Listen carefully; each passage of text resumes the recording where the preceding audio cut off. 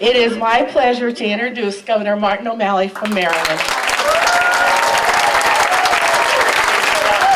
Thank you. Thanks a lot. Thank you very, very much. All right, Iowa. Hey, thank you. And right back at you. Man, turn to your neighbor and tell him it's good to be a Democrat in Iowa. Go ahead and do it. Now turn to your other neighbor and tell him it's really good to be a Democrat in Iowa. Oh, and I like your t-shirt. Good people.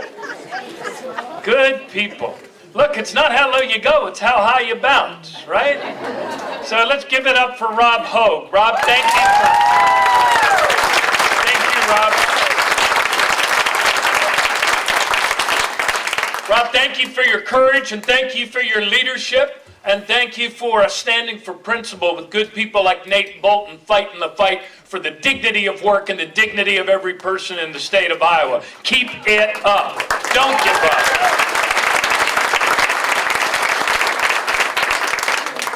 up. I know that the hour is growing late. I come from a state where we have a motto that every Democratic Party program should end on the same day that it began. So I'd like you to join me. One clap and one clap only each time I mention a name. Senator Herman Quirmbach. Representative Beth Wessel-Krauschel. Representative Lisa Heddens. Supervisor Loris Olson. County Attorney Jessica Reynolds. Auditor Lucy Martin. Sheriff Paul Fitzgerald. Story County Democratic's chairwoman, and you can clap as much as you want now, Jan Bauer.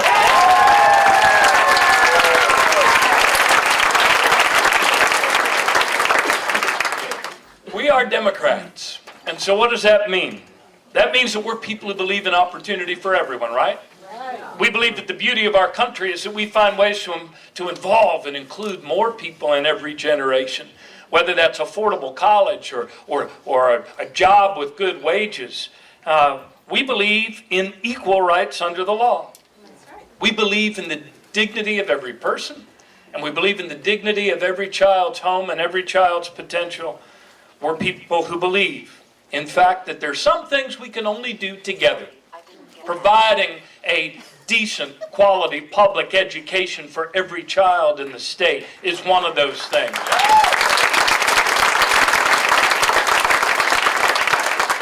Another one that President Obama and all of you fought so hard for, and that is health care for every person in the United States.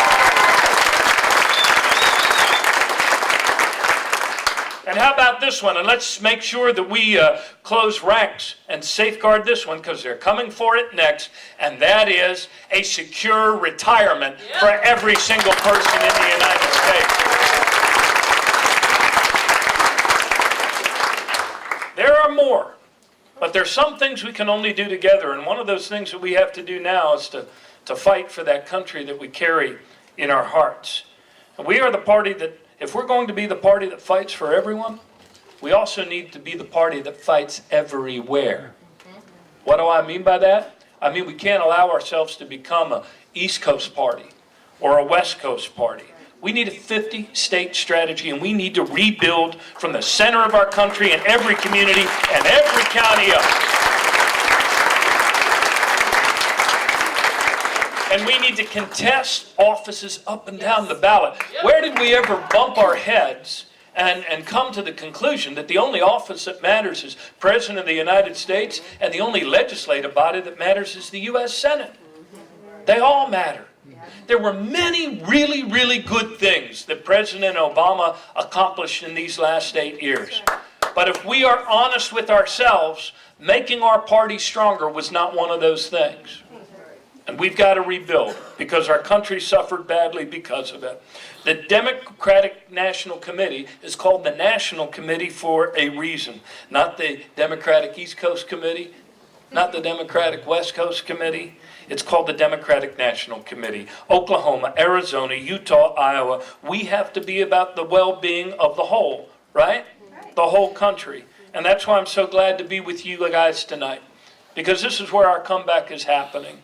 let's take an important moment to celebrate some of the small things done well that make bigger things possible. With your help, Loris Olson won the county supervisor seat in a contested three-way election. Loris, congratulations.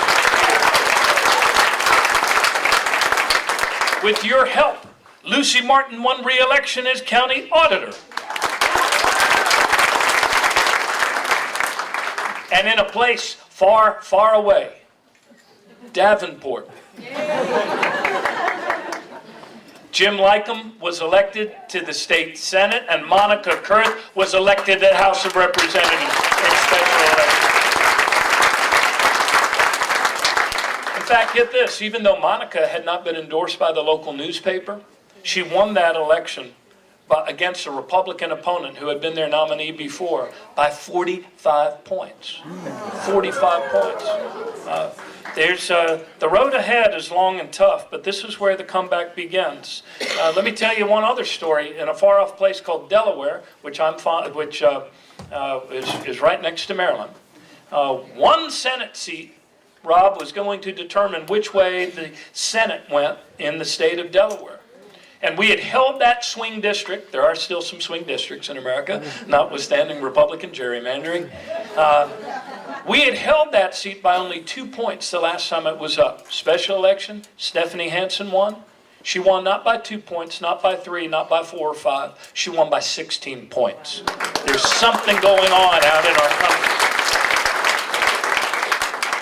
Look, I know you're angry. I know you're disappointed. But I also know this. I know you haven't given up. You took the time to be here. And Rob, thank you, and all the people that went door to door to get a crowd out here tonight. Let's give it up for Rob.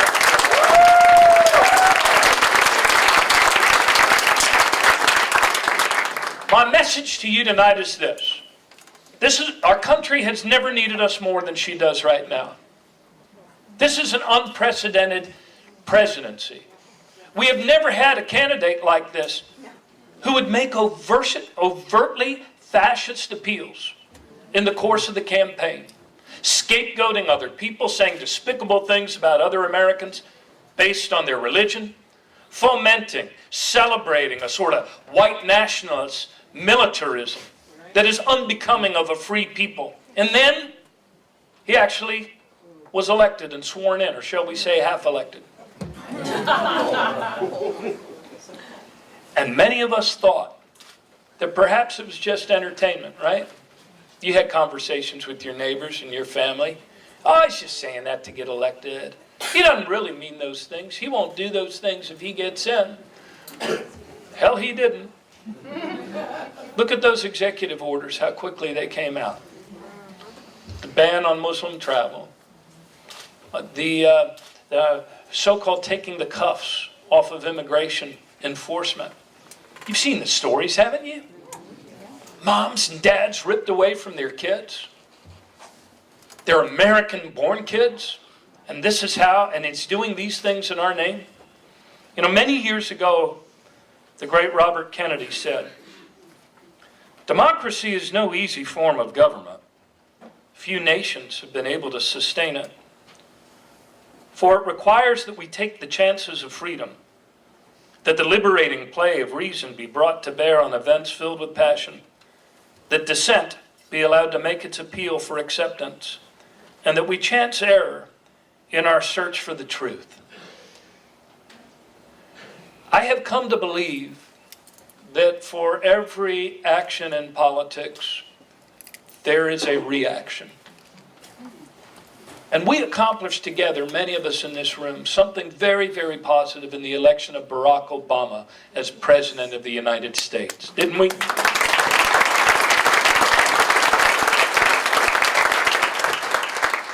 And yet at the same time, given the depth of the recession, given how long it took to recover jobs, and before we could really get wages to start going up again, that also brought about a reaction of darkness and of fear, the root of Donald Trump's appeal and his candidacy. I suppose for every light there is a shadow. But about this I have no doubt. Every time something as massively negative as this administration happens to our country, people rise up and the goodness is revealed. Whatever is the most true eventually comes to be. And as people have watched the first few days of this administration, I believe a lot of Americans are recoiling. You know, it was Herbert Hoover, Republican president, who thought the best response to the Great Depression was to sit back and do nothing. He once ran on a slogan of a chicken in every pot. If you look at the cabinet appointments that Donald Trump has made, you would think that his promise is a fox for every hen house. Remember how he cried crocodile tears about how people lost their homes in the recession and all those unscrupulous practices on Wall Street? And who did he put in charge of overseeing Wall Street? He put a Goldman Sachs executive, a guy who was like one of the chief offenders, the institution that he made money off of, as far as the foreclosures that they ran through in the peak of the recession. Goldman Sachs is overseeing Wall Street now, thanks to Donald Trump. What's another one? The Commerce Secretary. The man he put in there was called the King of Bankruptcies. That's who he put in charge. The person he put in charge of your Department of Labor was a man who was opposed to the minimum wage. Any minimum wage. And then Rick Perry, remember Rick Perry? One of the three departments, when he could remember them, that he wanted to shut down was the Department of Energy, and now he is in charge of the Department of Energy. I could go on, but I guess part of the wonder here, I had this thought a little earlier today. It is pretty amazing that any democracy could go for some 240 on to 250 years without electing a despot like this. The only thing that prevents a despot from enacting an authoritarian regime is when we, the people, make our institutions stronger. One of them is the press, but the other is our parties.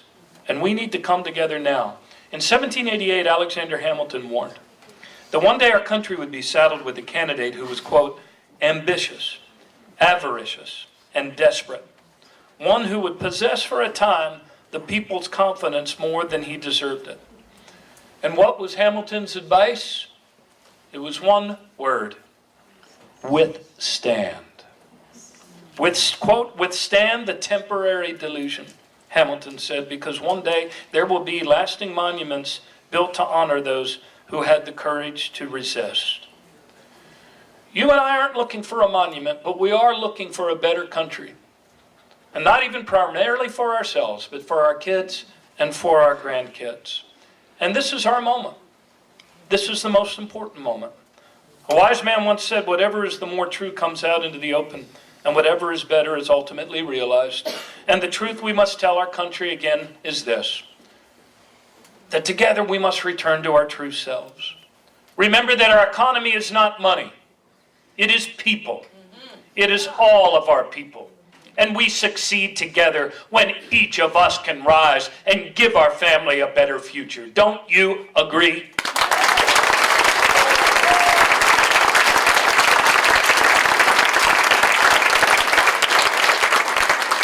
What fuels America's economy is not concentrating wealth in the hands of the few, giving Wall Street the power to control Wall Street, and that sort of license. No, what makes our economy works is when workers earn more, they can spend more, and our whole economy grows. 85% of economic activity is consumer spending and consumer demand. That's why, as Democrats, we want to make it easier and not harder for people to join labor unions and bargain collectively for better wages. We want more affordable college. We want our kids to learn more so they can earn more. This is truly the American way. And so withstand.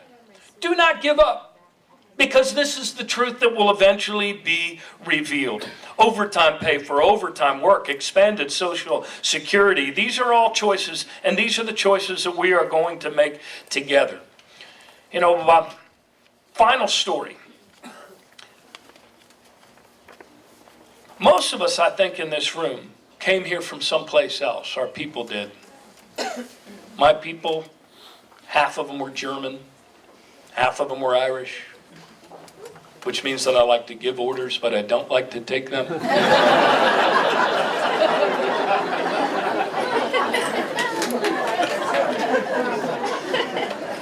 Their first language was not English, but the hopes and dreams they had for their kids were purely American, for their grandchildren. And the same is true today of the 11 million new American immigrants who have come here. They're all human beings. They love our country.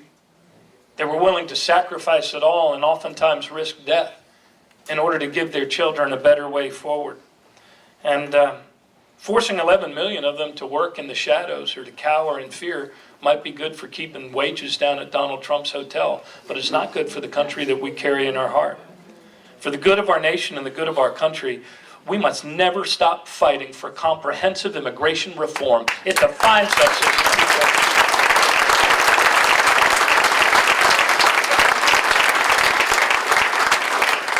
Because the America that we love does not engage in torture. The America that we love does not build walls and for-profit prisons. And the America that we love does not lock up women and children in shameful immigrant internment camps. The defining symbol of our country is not the barbed wire fence. It is the Statue of Liberty.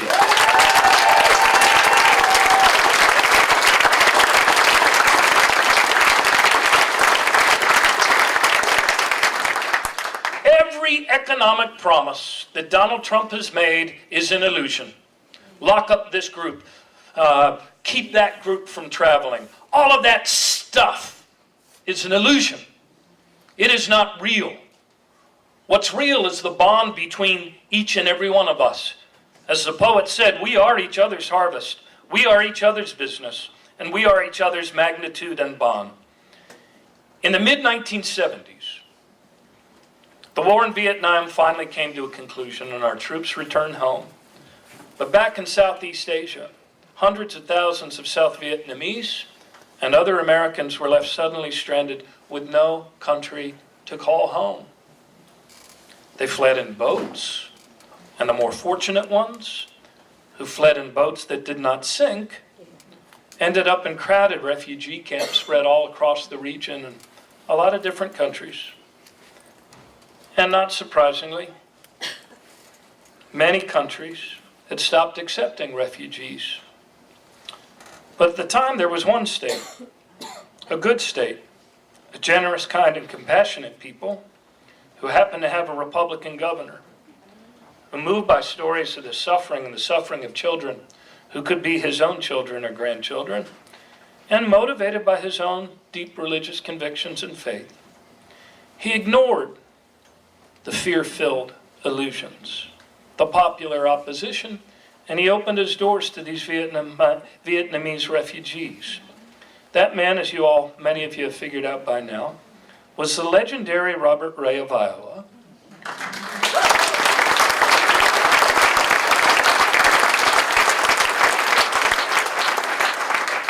And his humanity, his love, and his compassion stands magnificently today because he stood for his beliefs. He stood for his neighbors not only in his state and in this country, but in the world.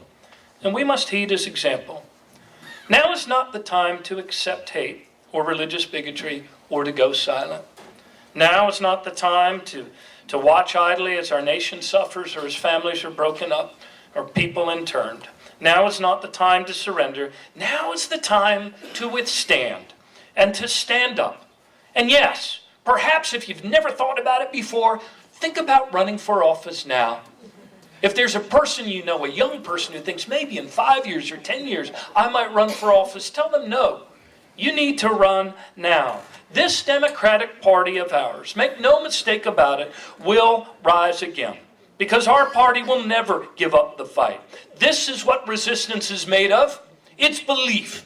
Belief in one another, and I believe this with my whole heart and my whole soul, that our country is worth fighting for, our values are worth fighting for, the American future our grandchildren deserve is worth fighting for. Liberty, opportunity, justice for all of these things are worth fighting for. God bless you, Iowa. Withstand, stand up, and never, ever surrender. Thanks a lot.